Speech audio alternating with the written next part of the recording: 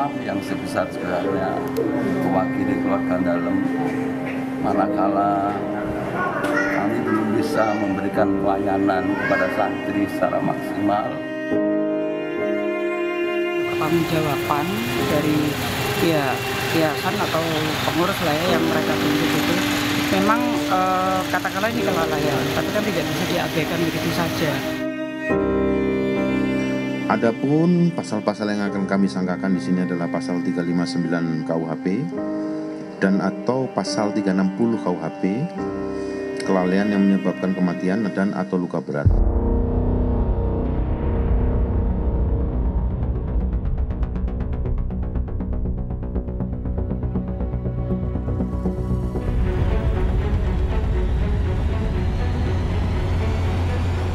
Seluruh korban ambruknya bangunan di Ponpes Al-Qosini Sidoarjo telah selesai dievakuasi. Jenazah yang berhasil dievakuasi dibawa ke Rumah Sakit Bayangkara Polri di Surabaya untuk diidentifikasi. Hingga Kamis siang, sebanyak 40 jenazah telah teridentifikasi dan masih ada 27 kantung jenazah masih dalam proses. Tim gabungan telah berhasil mengidentifikasi total 40 korban dari 67 kantong jenazah yang kami terima di pos DVI. Saat ini proses operasi DVI masih berjalan dengan melakukan pendalaman antemortem dan postmortem.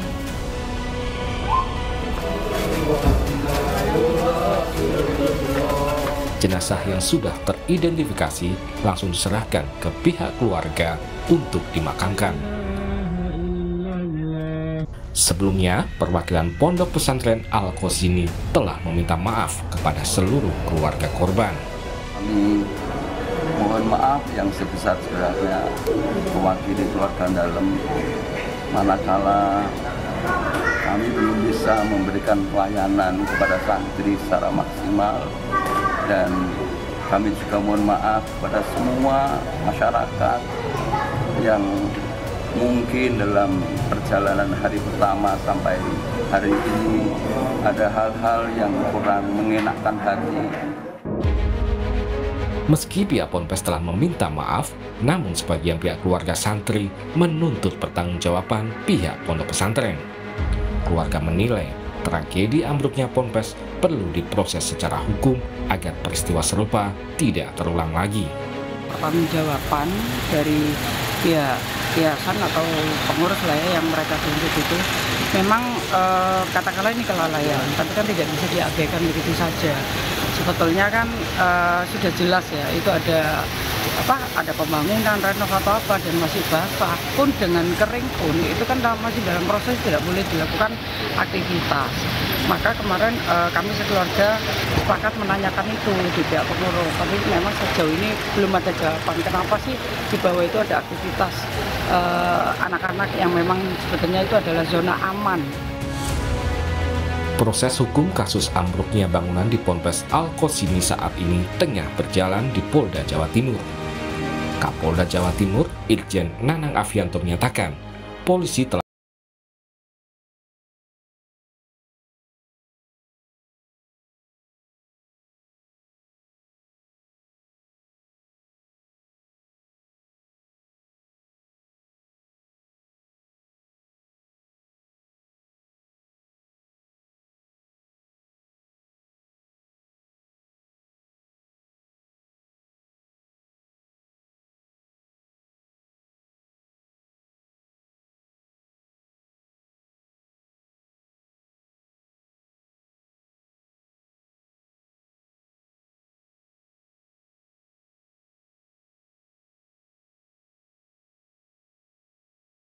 Pemeriksaan lanjutan pun juga kita akan minta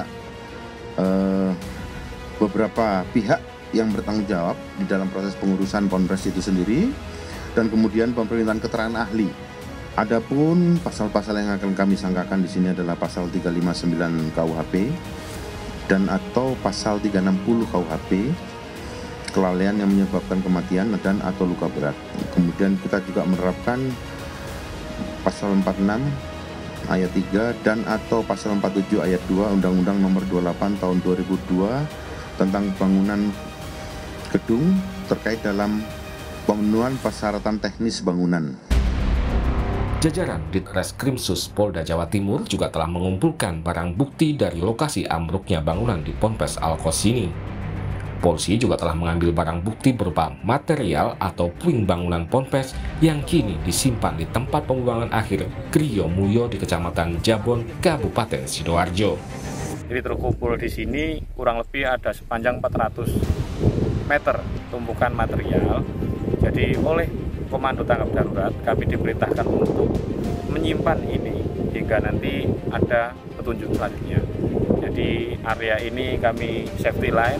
Upaya penyelidikan ya Mas? Mungkin juga seperti itu karena memang beberapa hari lalu ada dari Ditreskrimsus ya Polda Jatim ke sini kemudian menandai beberapa potongan-potongan beton, itu diberikan tanda atap, kemudian tiang dan sebagainya.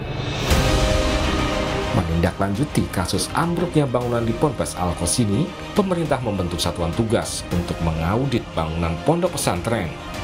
Pemerintah meminta pondok pesantren menghentikan pembangunan jika belum memiliki izin.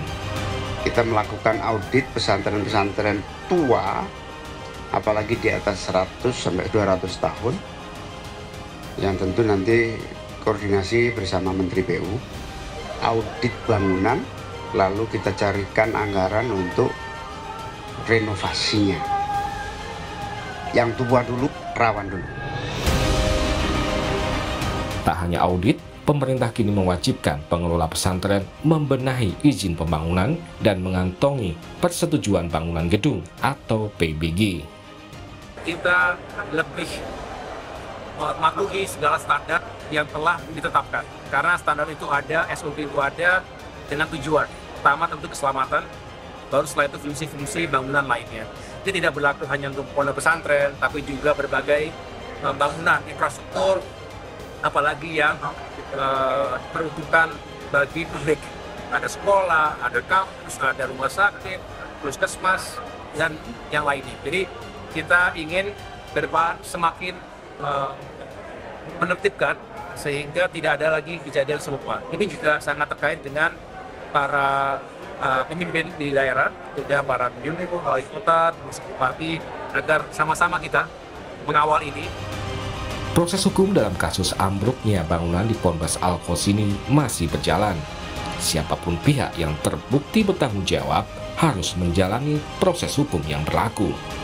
Semua pihak tentunya berharap tragedi di Ponpes Al-Qos ini tidak akan terulang lagi.